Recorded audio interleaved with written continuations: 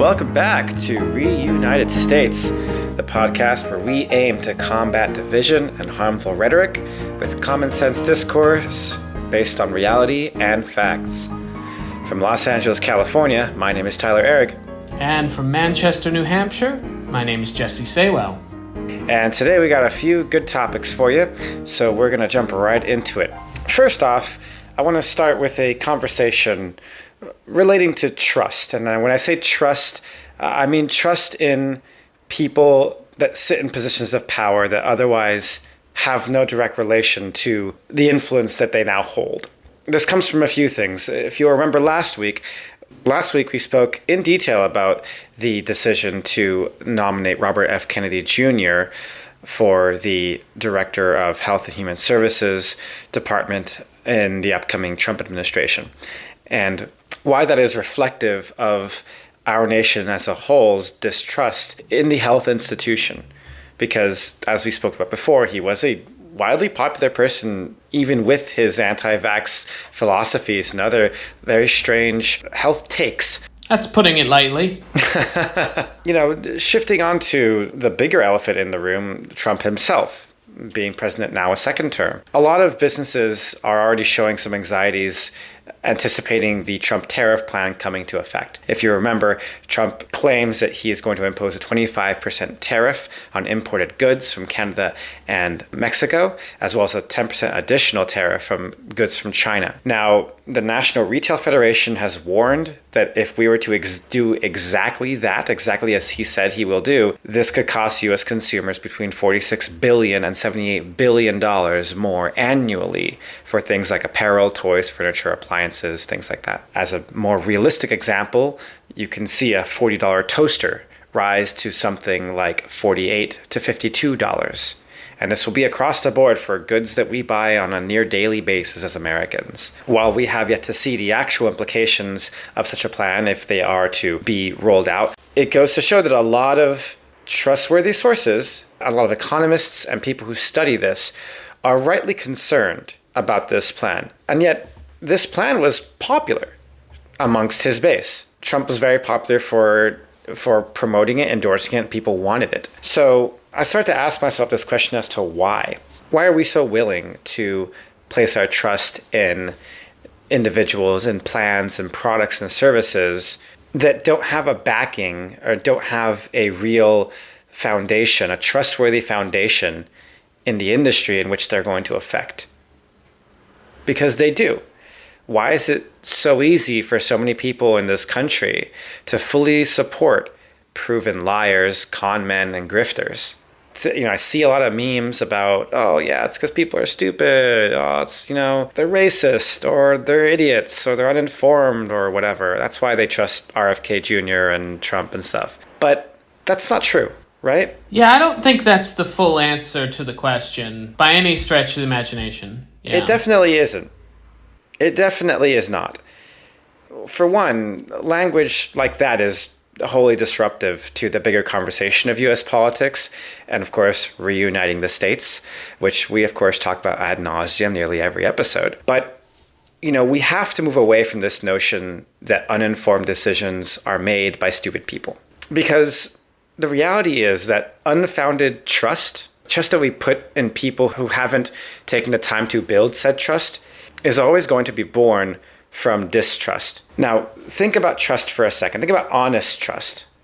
Something that's born from a relationship, from experiences a person might have, from proven successes they might be able to lean upon. Doctors and scientists have honest trust because they have, their degrees. Lawyers have their licenses. You have trust in your spouse and your domestic partner because you understand them. You have a relationship with them in which you have been able to build this trust. It isn't just there, you built it. That is honest trust. It doesn't exist in a vacuum. And yet, when you look at the broader picture here, politically and otherwise, we're seeing more and more honest trust replaced by what I call dishonest trust. And it's happening now more than ever before. Maybe that's just because the media allows it to be seen, but it's happening a lot more, and it's a lot more visible. People are trusting non-politicians in positions of politics. People are choosing TV personalities over doctors. People would rather watch Ancient Aliens than read National Geographic. And maybe it's easy to say, oh, well, people are just dumb, man. They're just stupid. Well, no, I wouldn't be so quick to judge. Because the chances are all of us at some point have placed our trust in a dishonest source. Dishonest sources, they build trust through the erosion of trust in honest sources. That's how they get their power. That's how they gain your trust. They plant these seeds of distrust that fester in the minds of people everywhere. This is regardless of political affiliation, regardless of economic status, educational level, anything. This distrust that they want to sow is more important than establishing their own trust themselves, because at the end of the day, what we have learned through hundreds of thousands of years of human history, of modern society, is that we as people need something to trust. We cannot function without being able to trust in something, whether it's ourselves or a professional or even a tyrant. We need to trust something. We have this innate need to attach ourselves to an opinion that can be accepted without controversy. That's all people ever look for. And dishonest people take advantage and feed upon this desire in one pretty easy way. They realize that it is far easier and far more effective to erode confidence in someone else than it is to build confidence in themselves in the eyes of their constituency or their audience. Think about it.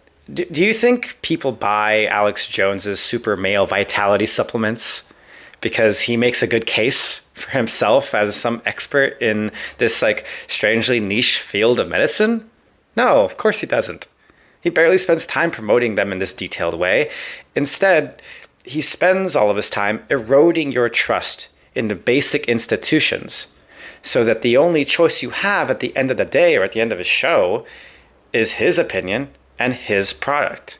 You have been trained to distrust and hate all these other people, that all there's left is him. And because we have this innate need to place our trust in something, anything, he's there and he becomes that thing for a lot of people. This is the dishonest grifter playbook. And it's critical to understand why it's so effective. Earlier I mentioned Ancient Aliens kind of as a joke, but it really is a perfect nonpartisan example of this. Because the show convinces you that aliens are behind things like the pyramids and nonsense like that. And millions of people believe this.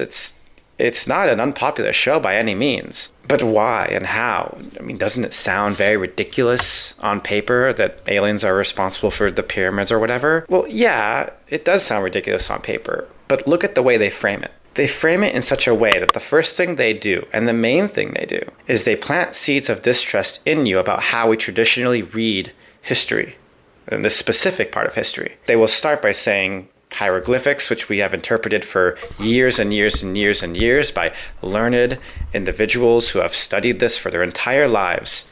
They will say that the readings that we have believed for so long are wrong, that all these drawings and paintings and language is just misread. They convince you that what you learned in a history class is fundamentally wrong, or could be wrong. And that creates an information gap in your mind. And your brain, much of the time subconsciously, is now desperate to fill that gap with new information. You have learned that this hieroglyphic no longer means birth, and now you're desperate to find out what it means. And very conveniently, that new information is spelled out right in front of you. Oh, it's aliens. Going back to Alex Jones, it's the super male vitality pills. It's ivermectin. Oh, man. People blast Joe Rogan for this constantly, and his defense is always the same, which I find kind of funny. He always says, I don't promote questionable products. I don't say they're great. I only ask questions. I only poke holes. But think about what I just talked about. Is Joe Rogan not doing exactly what the dishonest playbook says to do? He doesn't need to promote the product. He only needs to remove your trust in another so that your brain latches itself to the next closest thing to fill the void that he has created. And that can be ivermectin, because he happened to mention it. And now he says, well, maybe we should be poking holes in vaccinations, in cures for coronavirus. I'm not saying that's inherently a wrong thing to do, but think about it. When he's saying that opposite of well, somebody else said this might help. I don't know. Your subconscious mind is going to attach itself to that and say, that must be the right answer then. Because clearly I cannot trust the vaccinations and I cannot trust the things that are being promoted by actual health professionals. And as many of you might be anticipating, yes, this technique is built into modern day politics. California elected literal actors over career politicians twice for governor. And why do you think that is? Because trust has been eroded, and that erosion was capitalized on. Reagan did it when he ran against and defeated Pat Brown in '66, and California recalled Gray Davis in 2003 in favor of Arnold Schwarzenegger. Both times they're filling a void that was caused by this erosion of trust in the institution, even when other options existed that were regular old politicians. And in fairness, Arnold Schwarzenegger did have a great slogan, "I will kick butt." Yeah, and apparently it worked. Look it up. That was his actual slogan. So pay attention to the substance of people on these party platforms. A trustworthy person, an honestly trustworthy person, should be able to defend their record, should be able to talk substantively about their policies. And an untrustworthy person will not do that because there is no substance to defend. They will be relying on eroding the trust in their competitor until they are the only rational choice left. You know, we talk about Trump. He's like the king of this at this point. He famously barely talks substance behind his proposed policies. He'll say things like wanting to do a tariff, right? He'll say things like wanting to build a wall. And he will not talk substance behind them because he doesn't know the substance. All he knows, and what he knows very well, is that so long as he sows distrust in the other option, people will latch themselves onto his platform and his policies, no matter how unsubstantive they actually are. This is how he builds his support, and it's effective. Clearly, it's effective. This is not just him. This is anyone that you can find that sits in a seat of influence over a product or industry that they don't have an actual background in. This is how they got there. And it should be questioned. It really should be questioned why we are so eager to see someone talk about something they literally do not know anything about. So this is how we got here. The reason is not stupid people. The reason is not education, though certainly we'd be better off if it were more widely available and affordable. The reason is this effective strategy, and it's the manipulation of human behavior. It is not the fault of people who are manipulated in this way, because chances are you have fallen for this at some point in your life too, and it doesn't have to be a political thing. It could be literally anything. I'm sure I probably have. And in fact, I know I have. And I know, and you know, that you are not stupid. And so I challenge you, find like 1 to 3 things that you vehemently do not trust and ask yourself, why don't I trust this?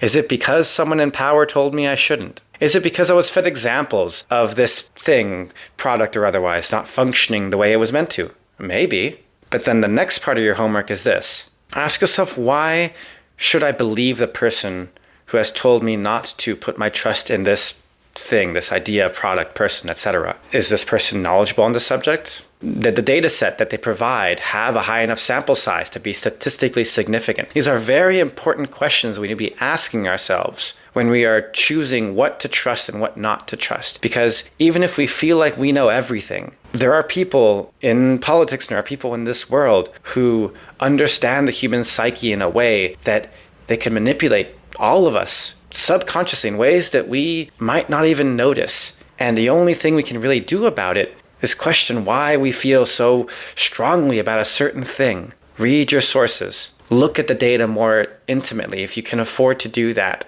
And you might find that those feelings may not have the basis that you originally thought they did. You know, I think you make a really, really compelling argument here. Could not agree more that we have a misinformation crisis going on in the world right now, and it really has been created by doubt. What I will say is that it takes 2 to tango. So we're talking about largely, you mentioned like Alex Jones and people on the right who have kind of sown the seeds of distrust that have existed and the doubt that has been created. The other challenge is that on the other side, you have a largely liberal group of people who tell people, I have so-and-so number of degrees, and as such, I know what I'm talking about, and you do not, and you're an idiot. And I say that being, a college professor. I care very much about academia. There are plenty of amazing college professors. I work with a gazillion of them. So I just want to be clear that, I'm not trying to make a blanket statement about everyone, but there are significant people, not just as college professors, but also as medical professionals, as politicians, across the board, who have talked down to the people for many years who have had doubts, who have had questions. And that's really what we talk about when we talk about why the Democratic Party has lost people. That goes back to my general philosophy of the Democratic Party needs to be better at uplifting people and meeting people where they are and not trying to save them. They shouldn't be actively saying, okay, let me help you go to college so you can be like me. They should be asking the question of, how do I help you do what you want to do? Because not everyone should go to college. Not everyone needs to go to college. And so when we talk about why the Democratic Party has lost the working class, it is largely because there is this resentment of liberal elites that have talked about, oh, well, I want to make you more like me. And there's a lot of people who are like, I don't want to be like you. I can't be like you, potentially. This idea of okay, we need to make it so more people can go to college. Yes, I support people going to college. Again, if that is something they want and they feel will benefit them, that's great. But the Democratic Party needs to be speaking to people also who are not going to go to college. The people that want to go to trade schools. The people who want to be able to get ahead without a college degree. And college degrees in a lot of ways have become an obstacle to these people to being able to get ahead. And it has become a privilege to be able to get ahead now in a way that is not fully indicative of the education level. There are jobs that require you to have a college degree in this country that have no business requiring a college degree. And that was one of the reasons why Governor Shapiro in Pennsylvania is such a strong candidate for this in a lot of ways, because he went out and first thing he did upon getting elected to governor of Pennsylvania was make it so government offices do not require a 4-year degree for all jobs in the state of Pennsylvania. That's a big deal for a lot of people.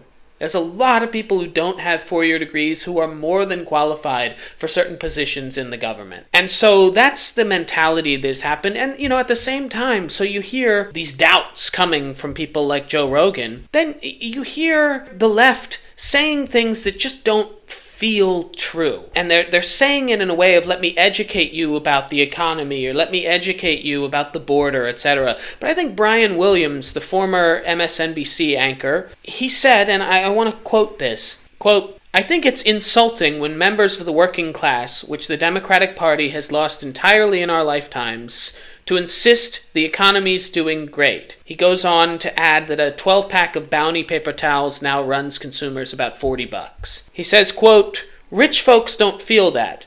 Poor folks already switched to Sparkle during the lockdown. I think the biggest unforced error of the Biden administration was by far the border. To tell people it's not a problem is insulting. He continues on, for the working class to see incoming migrants getting welcome bags, debit cards, and motel rooms is probably insulting as well.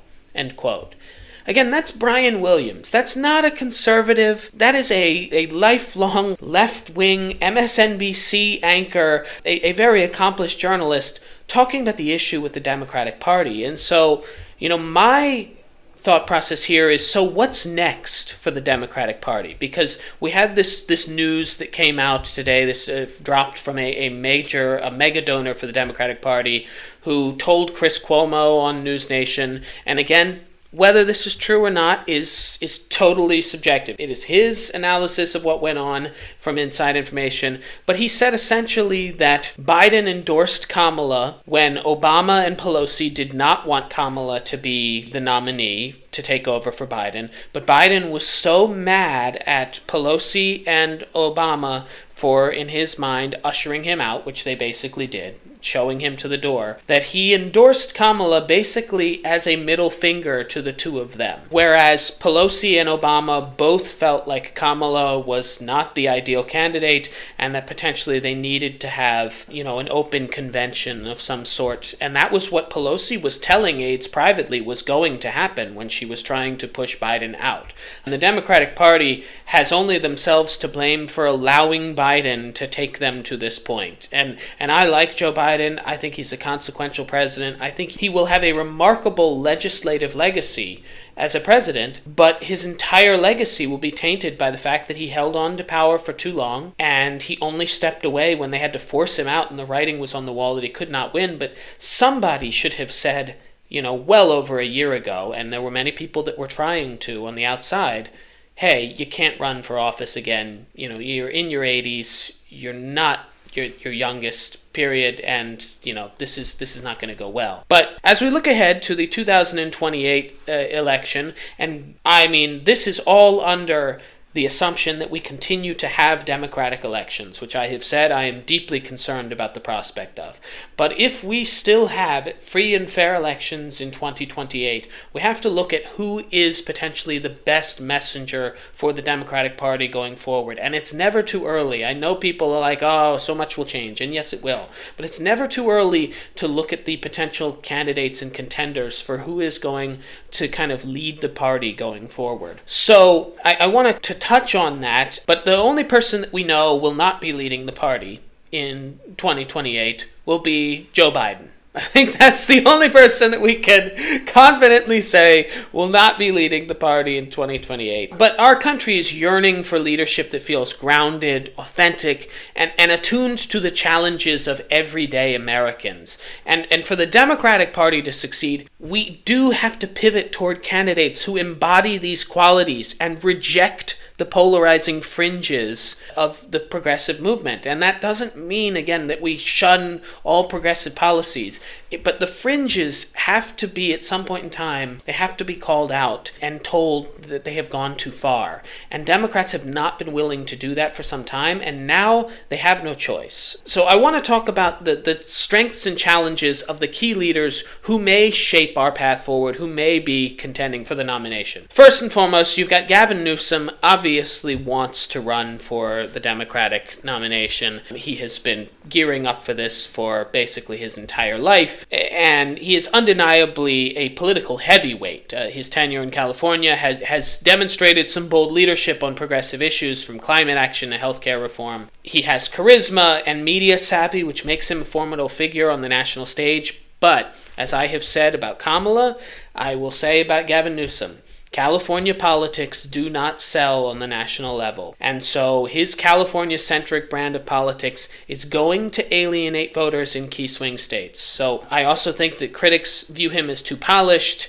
out of touch. The French Laundry restaurant thing in COVID. This is where the party feels out of touch from everyday people. And his progressive policies and his adherence to progressive policies and trying to make the country run like California risk reinforcing the stereotype of the Democratic Party as overly liberal. So I don't think Gavin Newsom is a good candidate for the office. I do think certainly he will be running. There will be a faction that will be very behind him, but I do not see Gavin Newsom as being a legitimate candidate in the same way that I didn't see Kamala Harris being a viable candidate in a national election. On the flip side of that, you've got Gretchen Whitmer. She is a Midwestern pragmatist, the governor of Michigan. She will no longer be the governor of Michigan at that point in time. She will have been term limited out. But she brings a record of pragmatic governance and resilience under pressure, particularly during the COVID-19 pandemic. But her ability to connect with working class voters in the Midwest would be a critical asset. Whitmer's challenge really lies in translating her regional appeal to a national audience. It just hasn't quite stuck yet. She exudes competence, she's tough, but she may lack the larger-than-life presence that some voters seek in a presidential candidate. And there is the unfortunate reality of we have just watched two very qualified women, unfortunately, not be able to beat Donald Trump in the last 8 years. And as you and I have said in previous episodes, I suspect that the party is going to be very cautious. And that, when I say the party, I mean the voters are going to be very cautious about the pragmatism of putting forth a female candidate at the top of the ticket. It is unfortunate. It's devastating. It has nothing to do with her, but I'm not sure that Gretchen Whitmer will be able to win the nomination. I'm not sure she would be the one to put forward. In a similar vein, you have Pete Buttigieg, who is a policy prodigy. I mean, he is an intellectual powerhouse. He's got a unique ability to articulate complex issues in a way that resonates with voters. He has what Bill Clinton had, which is that retail politics, the way of explaining difficult things in a way that seems relatable. He has a military background. He has experience as a mayor of South Bend in Indiana, and he very well may be running for governor of Michigan. He lives in Michigan now. He may be running to succeed Gretchen Whitmer in 2026. But Buttigieg faces skepticism about his ability to connect with a diverse voter base, particularly in communities of color, and that, to be honest, largely relates to his sexual orientation. He is an openly gay man. That has not polled well. It didn't poll well in his previous run for presidency, and it continues to hold him back with voters of color, specifically men of color. And that is a challenge because that's a group of people that the Democratic Party has to bring back. So I love Pete Buttigieg. I love that he goes on to Fox News. I love that he goes out there and he says, this is why you should be supporting Democratic policies. He takes on the people directly where they are. He meets them where they are. But I am concerned that Pete Buttigieg doesn't have the viability on a national stage. All right, I've gotten through 3 people that I'm concerned about that I think are going to be great members of the party. They are already great members of the party and they're important, but do I think that they can win? Do I think that they can take back kind of the narrative about the Democratic Party? I'm not so sure. So who can? Who can contend with whether it's J.D. Vance, Tucker Carlson, Donald Trump Part 3, Donald Trump Jr., God help us, whoever the Republicans are going to throw out there? The first one that I have to say is Senator Raphael Warnock of Georgia. This is the man who literally is the reverend at the church where Martin Luther King was the reverend in Atlanta. And he is well-spoken. He embodies moral clarity and a commitment to social justice in a way that I think is desperately needed. His leadership as a pastor, his ability to win in deeply divided Georgia, demonstrates his electoral strength, his broad appeal. Warnock's challenge would be to balance his progressive advocacy, which he has on multiple issues, been very progressive, with a message that resonates in more conservative-leaning areas. And I think he's done a pretty nice job of doing that since he started running for the Senate. And his deeply rooted values and personal story are inspiring. He grew up in poverty in Savannah and worked his way to become obviously reverend and now a United States senator. I think that is very inspiring and would work to his advantage. The downside being his association with certain progressive causes might be leveraged against him by opponents. He's also said some things back in the day when he was a reverend that are problematic. With that being said, all of that has been brought up multiple times in his Senate runs, and it has not hindered him from now winning twice, both in a special election and for a full term. So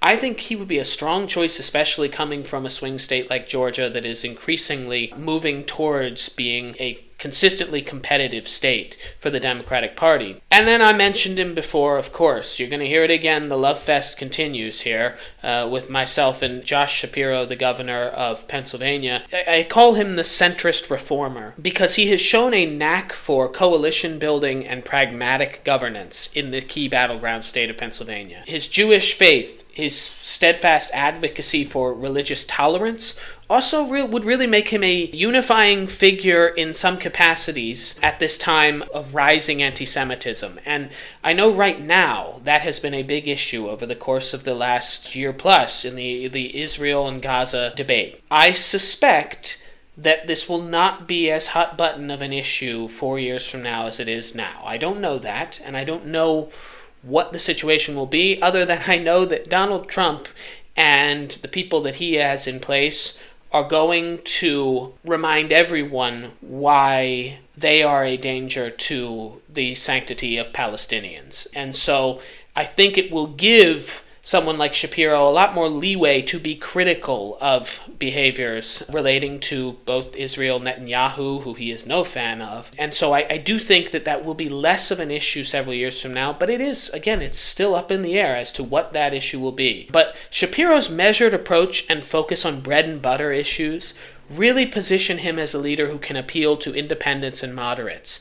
His relative newness, however, on the national stage might make him a little less recognizable, but his stock has definitely risen in recent months. He was the runner-up for the VP position for Kamala Harris. So I think that there are concerns with him, but I do think that if you look at the candidates, the strongest ticket that the Democratic Party could present in 2028, as it stands right now, would be a Shapiro-Warnock ticket, with one of them being on top of the ticket, and I don't think it really matters which one, to be fully honest. And there's a lot of reasons why I believe this, but together they represent a bridge between key constituencies and a return to the core values of the party. You have Shapiro with his focus on practical solutions and a broad-based appeal, would anchor the ticket potentially with a steady leadership there. You have Warnock, on the other hand, who has an inspirational tone to him and a moral authority, would energize and expand the Democratic base. You have a blending of religion in the Jewish faith and a Baptist reverend on the same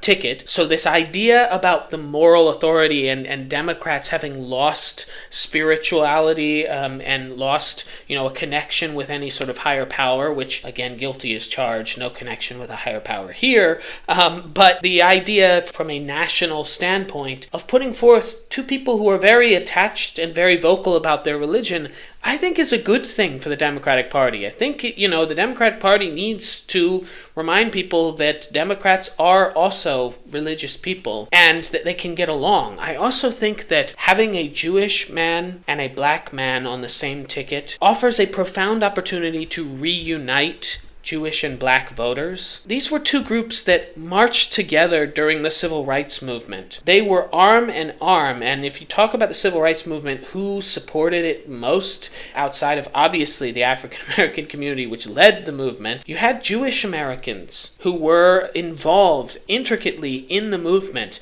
and since the movement have kind of split apart. You've had these two groups that have drifted apart. There's a lot of skepticism. There's a lot of distrust in the groups. I think that would be really good to bring back a feeling of kind of camaraderie between these two very significant constituencies in the Democratic base. So a Shapiro-Warnock ticket or a Warnock-Shapiro ticket speaks to the shared values of justice, equality, and progress while rejecting the divisive extremes that threaten to fracture the party. So I think it's a ticket that says to Americans, we see you, we hear you, and we're here to serve you. I think it's a ticket that would meet people where they are. It would balance kind of new era progressive values around social justice while also kind of, again, these pragmatic, common sense solutions where they're not talking down to people. These are likable people who are competent. They are both competent and also very well spoken. It would be an exciting ticket. I recognize there's no female on this ticket. That is not by some sort of exclusionary perspective. It is merely a reality of two very strong candidates.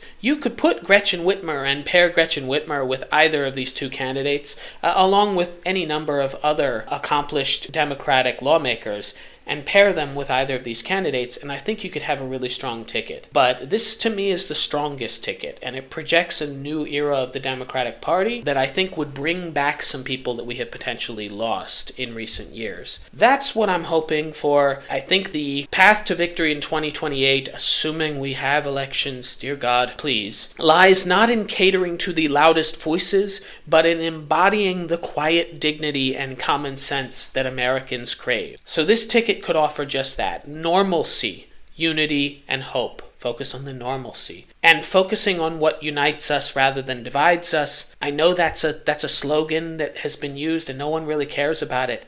I don't want them to keep saying it. I want them to do it. I want the party to focus on the things that actually bring us together. And these are people who clearly have the ability to reach across the aisle and bring people with them, meet people where they stand. So that's what I'm hoping for. Those two candidates in particular give me a lot of hope if we can maintain and hold on to democracy between now and 2028. A lot is going to change. It is almost inevitable that it won't be those two candidates. But I just want to give people hope of that there are people in the party who can lead us into a different kind of future here.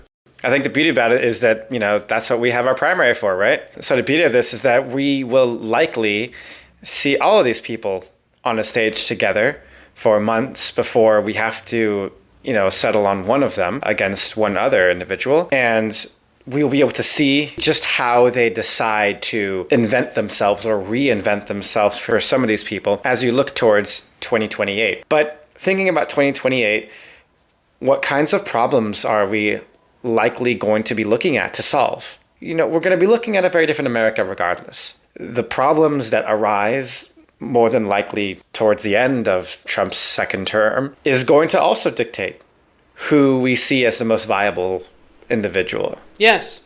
And, I just think that whoever it is needs to be somebody who can channel the trust that Barack Obama was able to communicate or create with people in Middle America. Obama was able to win states that Democrats are not even remotely competitive in.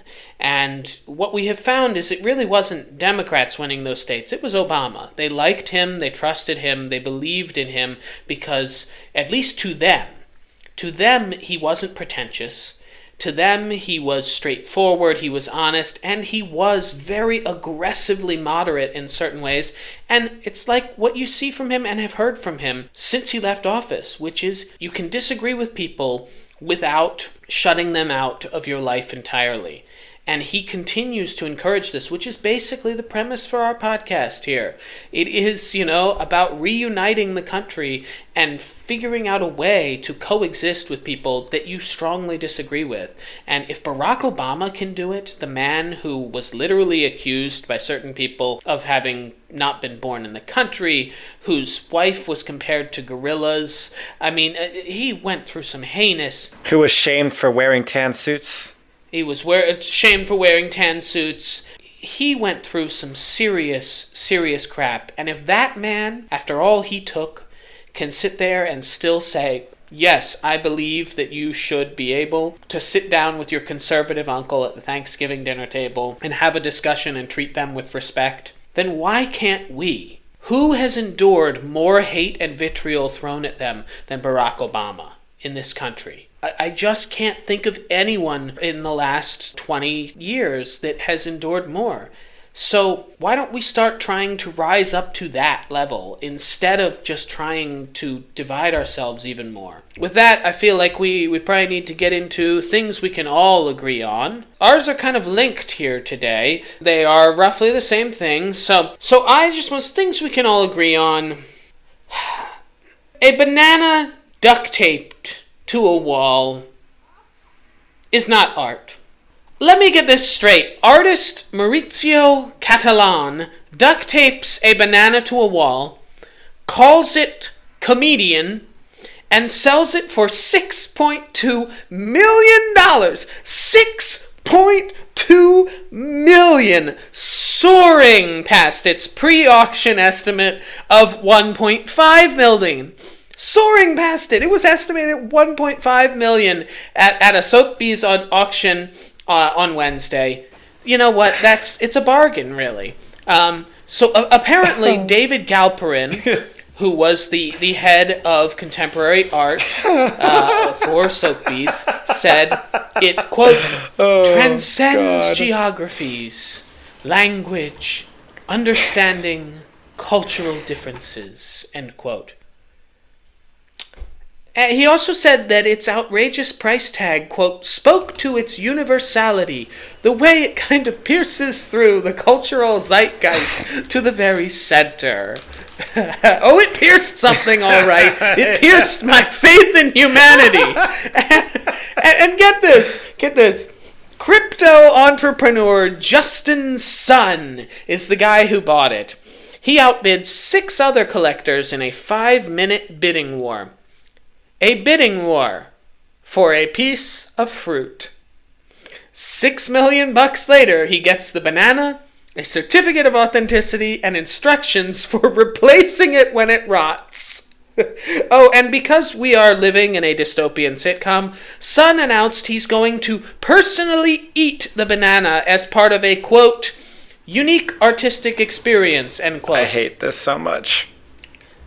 That is not performance art. That is brunch.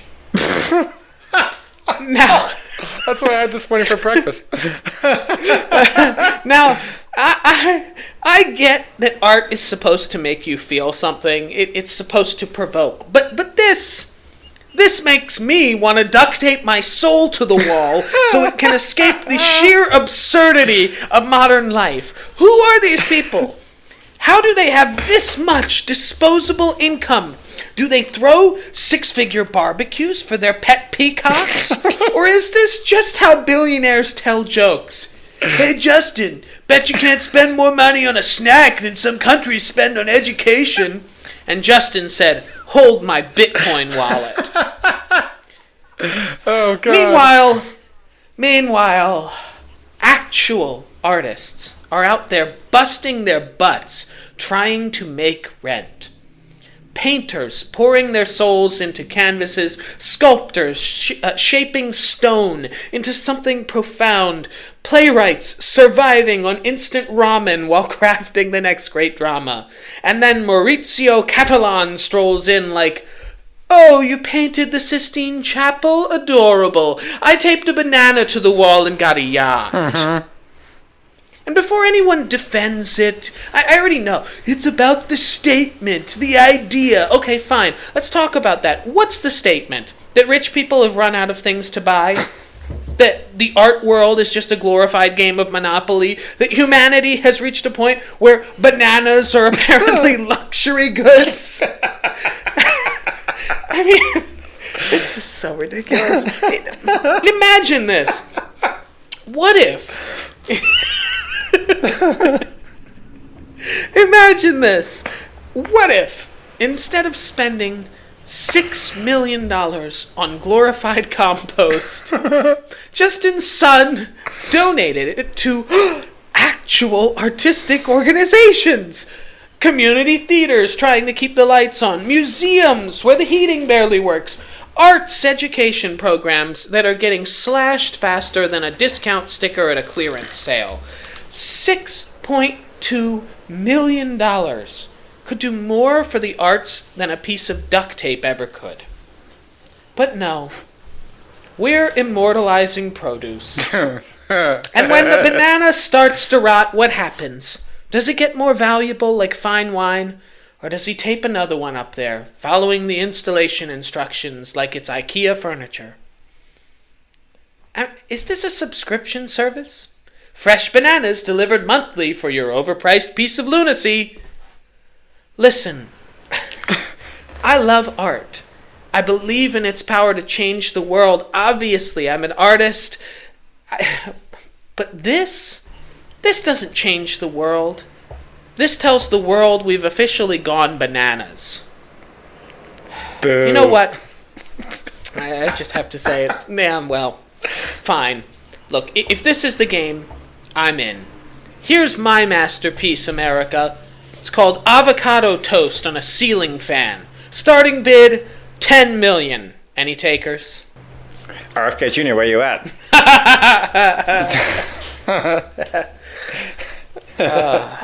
Oh, man. First off, I'm not cutting any of that out. Secondly, and including what I just said, secondly, I couldn't agree with you more. And Man, if I had arguments with people about this, about modern art and how much I cannot stand modern art and how ridiculous it is that we have gone from talent, from real talent of composing music. We have gone from Beethoven's and Mozart's, from Claude Debussy's, from Picasso's and Van Gogh's, to people painting an entire canvas red and saying, you know what it is? It's what you feel it is. That's the value of this painting. It's also valued like over $1 million. It's just a red canvas. I get that it means something to people when they look at it, but anything can mean something to people. I can look at my damn water bottle and it can mean something to you, but the water bottle doesn't become art because it means something to me. It doesn't become something that I should put on the same pedestal as Led Zeppelin's Kashmir or the Ninth Symphony. Like, it is not. It is not the same thing.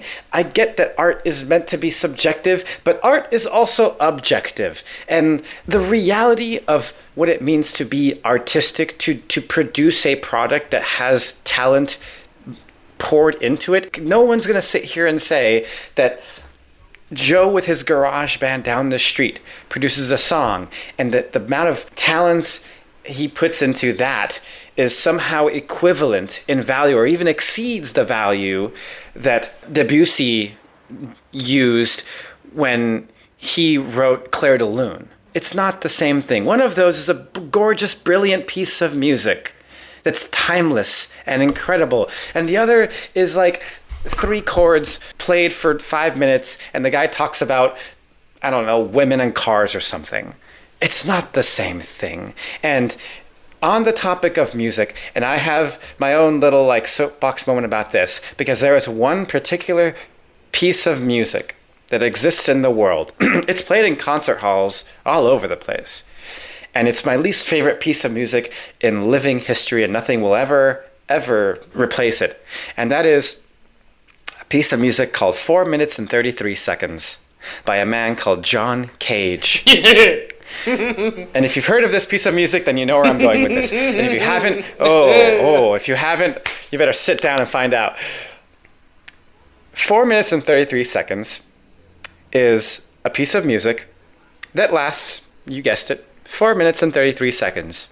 This song is, I don't even think it's in a musical key, to be completely honest with you. And in fact, if it is, it actually doesn't matter. Because 4 minutes and 33 seconds does not have a single played note in the entire composition. It is 4 minutes and 33 seconds of rests.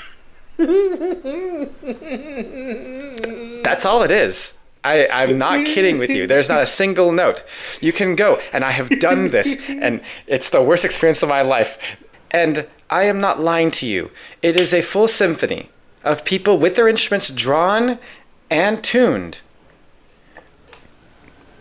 And they will start to play this piece of music. And you know what they do? They sit there. And they turn the page every few seconds. Because, you know, it is a composed piece of music with notes. Except it's not notes, it's just a bunch of rests. Quarter rests, half rests, whole rests. It doesn't really matter to you as if you're not a musician. Actually, it doesn't even matter to the musicians. Because they just sit there and do nothing. I'm impressed that they turn the pages. I mean, that means they're counting. I'm pretty sure there's also a conductor that literally conducts this thing. It's ridiculous. But wait, and you have seen this in concert? I did it for a class, and it was I had an argument with the professor for a long time about this, and he was trying to argue why it's important in modern art history. And I'm like, this is ridiculous. This is literal silence. But no, people defend this music. Much like people will defend your banana, people will defend this music. French philosopher and professor Paul Hegarty notes this about 433. He says, and I quote, "The silence of the pianist in 433 can be understood as the traditional silence of the audience, so that it can appreciate the music being played. Music itself is sacrificed to the musicality of the world. For Hegarty, 433 is made up of incidental sounds that represent perfectly the tension between desirable sound, properly played musical notes, of which, remind you, there are none, and undesirable noise that make up all noise music. Oh yeah, the piece of music has 3 movements. Not that it matters, but it does, in case you were curious. People defend this. People talk about it in these philosophical, thought bubbles, saying that it engages your mind. And I remember when I saw it, it was all about, well, turn off your brain and listen to the noise of the audience. Listen to that person. Turn off your brain. Turn off your brain. That's about the only way that you can think this is art. Turn off your brain. Listen to the coughing of random person in the seat. Listen to the flip of a table, the tapping of a foot, the breathing of your neighbor. That is 433. That is John Cage's most famous song that he's ever composed. And I use the word composed very loosely here. Look, this is why people with the last name of Cage, they just, whether it's Nicholas or John, they're just not as good as you want them to be. Putting Nicolas Cage in the same sentence as John Cage is an affront to Nicolas Cage. At least he can act. At least he does something. Literally, can he? They do nothing. Nothing. Can he? They tune their instruments to do absolutely nothing. It makes no freaking sense. And I am sorry. I've been a musician my entire life. I love music. I've been to billions of concerts. I love this art form. That is not music. You're not playing anything. You are not doing anything. You are literally doing nothing. How, in any capacity, in any position, philosophically or otherwise, how can you say that the act of doing nothing is somehow talent? Art? You're doing nothing. It blows my mind. It's the same as it's your banana thing, man. This is my banana. If somebody played that in my home, I would take my $6.2 million banana off the wall and throw it at them. The beauty of it is if they did, you would never know. You know why? Because you wouldn't hear shit. Because it doesn't exist. Nothing. No, but that's the point. I'd be like, look. Well, I play a record. The record would have no ridges. Listen to the banana as it splats against the forehead of the cellist.